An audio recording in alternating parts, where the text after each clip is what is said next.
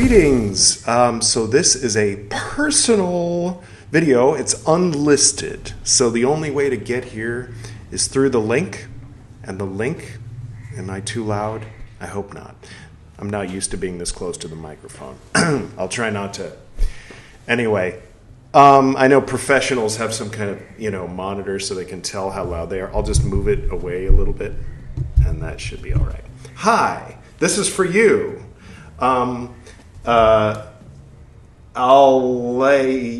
Yeppies 19. I'm sorry if I'm mispronouncing that.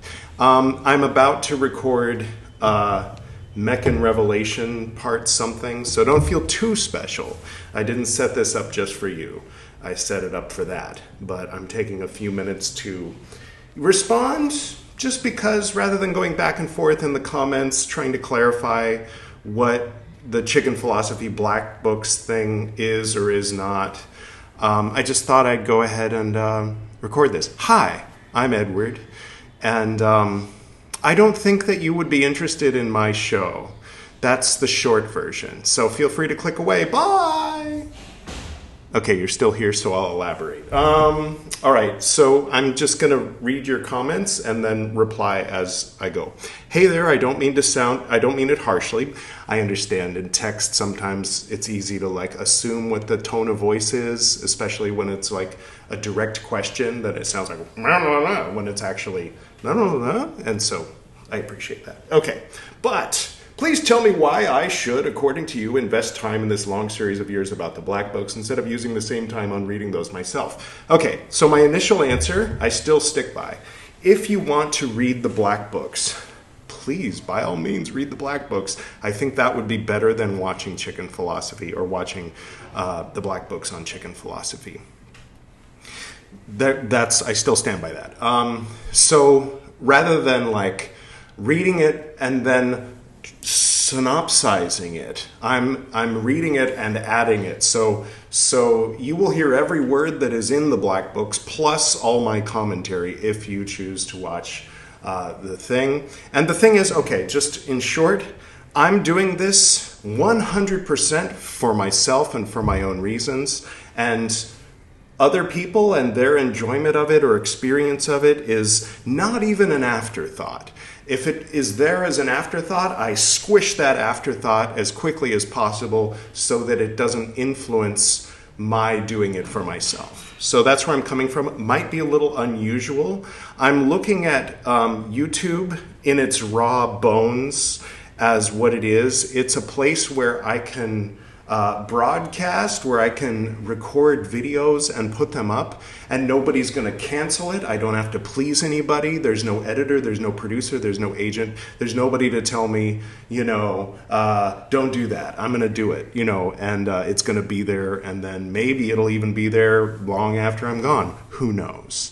But yeah, so whereas 99.9999% of people who have YouTube channels might be thinking of 10 or 20 or 30 different assumptions about what it means to have a YouTube channel and how to have a YouTube channel and what that means, or even a specific thing about Carl Jung, or a specific thing about a particular author, or a specific thing about psychology or history or anything like that, would have a long list of assumptions that I actively don't have. I set those assumptions on fire on a daily basis. Okay. So I hope that helps a little to orient, not to disorient. I'm not trying to orient, I'm trying to disorient as far as definition of what I'm doing.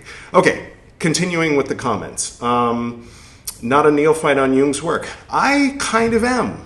That's the thing. This is my deep dive. Okay, here's the thing. My grandfather was into Jung. Both my parents were into Jung, and I spent most of my life specializing in Golden Dawn, initiatory school, ceremonial magic and teachings and all of that kind of thing, which is a really bizarre thing. If it sounds vaguely familiar, it's that thing W.B. Yeats was the head of the temple in London for a little while. It's kind of that weird side of Yeats that so that they were around the original. It's a reenactment thing. The thing I was involved with was a reenactment of it, but it was a definite deep dive into it for half of my life, for sure, from the age of 16 until 32, 33, but then I did the Esoteric Nerd, so I'm still kind of peripherally connected to some of those communities. So that original organization from 1888 to 1901 may have directly, may have indirectly influenced Jung. And then Jung directly influenced the development upon it later. So in other words, Israel Regardie, who published the Golden Dawn by Israel Regardie, he was into rather than into making these old magical arcane ideas more relatable, more palatable, and more maybe sensical to a modern at the time reader or viewer or audience by bringing in Jungian ideas and philosophy and psychology. So I, at one point when I was a teenager, procured, I'm 47 now, so there you have an idea of what that means when I say when I was a teenager, over 30 years ago, I procured this book that was Israel Regardie's actual personal copy of, I wish I could remember which book it was, but it was one of Jung's main publications in which Israel Regardie had gone through with a pencil and made notes so that in preparation for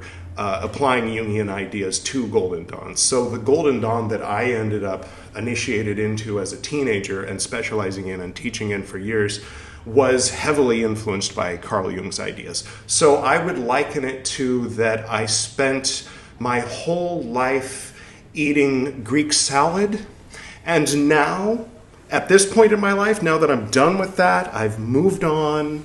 I dove into yoga and focused on Buddhism, which was also, that was my original main influence. My dad had moved beyond Golden Dawn type stuff and into Buddhism before I was, a teenager. He died, and then I decided to retrace his steps and do a deeper dive into Golden Dawn stuff and then get into Buddhism. And so I know none of that makes sense, or maybe it does, I don't know. But the point is, that's all in my past, but as an afterthought for fun, I decided to make this silly channel and do a deep dive into Jung, beginning with the Black Books. So I haven't read any other Jung. I'm starting on page 1 of the Black Books and reading it aloud and just saying what comes to mind. I maybe have a sense of humor, depending on who you ask, so it's not really a comedic twist, or presenting Carl Jung with a comedic twist. What it is me reading Carl Jung and saying shit that pops into my head to say. And some of it might be comedic because I tend to make jokes. So that's what it is. It's just a raw feed. It's like a rambling journal entry that sometimes some people enjoy.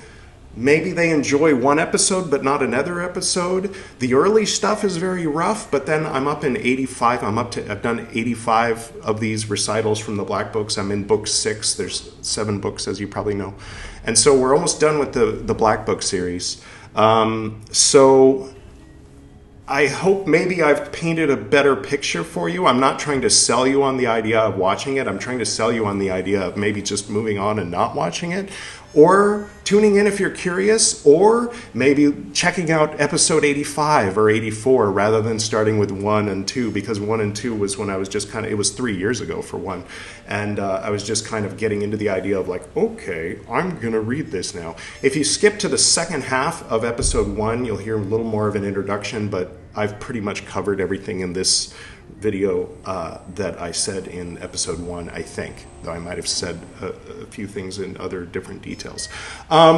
So I sometimes I put on a hat and call myself Gwydion, and then I'm like a little more loose and disrespectful. Sometimes I put on my old Frater BT magician's uniform from the Golden Dawn days and call myself Frater BT. These are all just me, but with different names. But then I act like they're different people, and sometimes they argue and stuff like that. So it's a little bit of fun we have.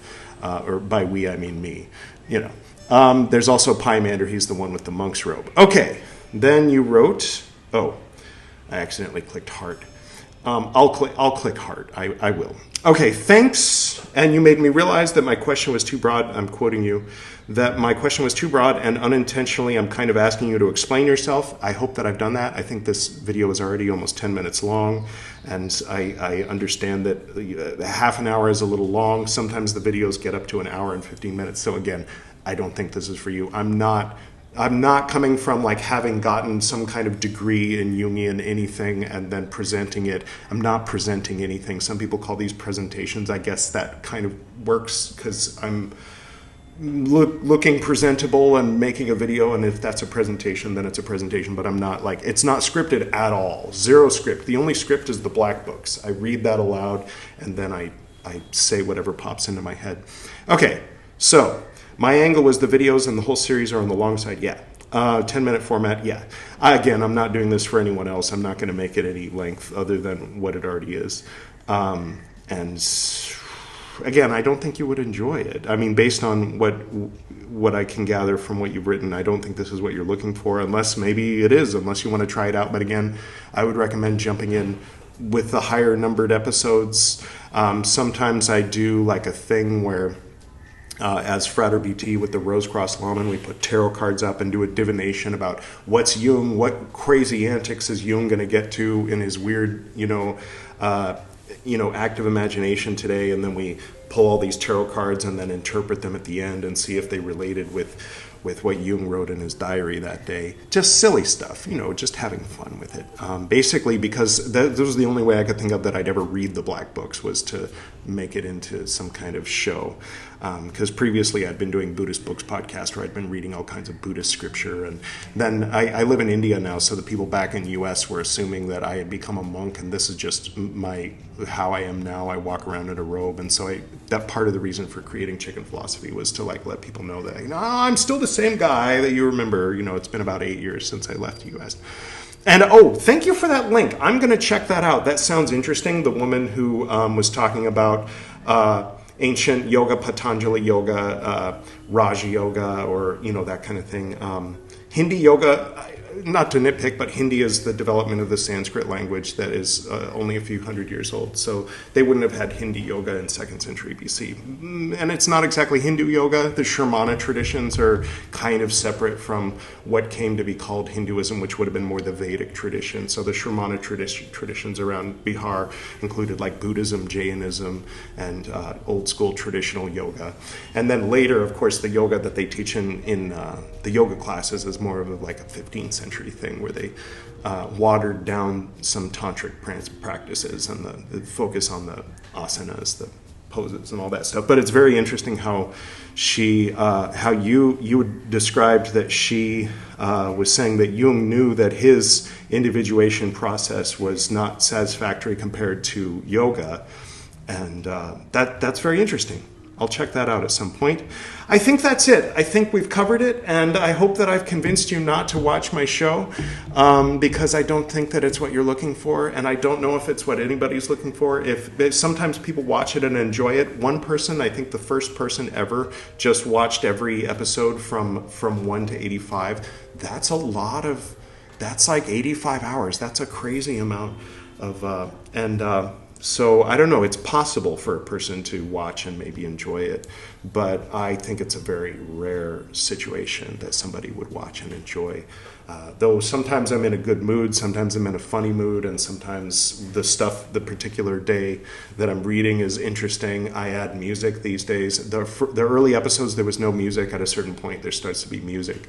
And so anyway, there's my thorough explanation, explaining myself, and I hope that you enjoyed it, and I hope that you have a wonderful life, and nice to meet you and everything, and thank you for commenting, and okay, peace.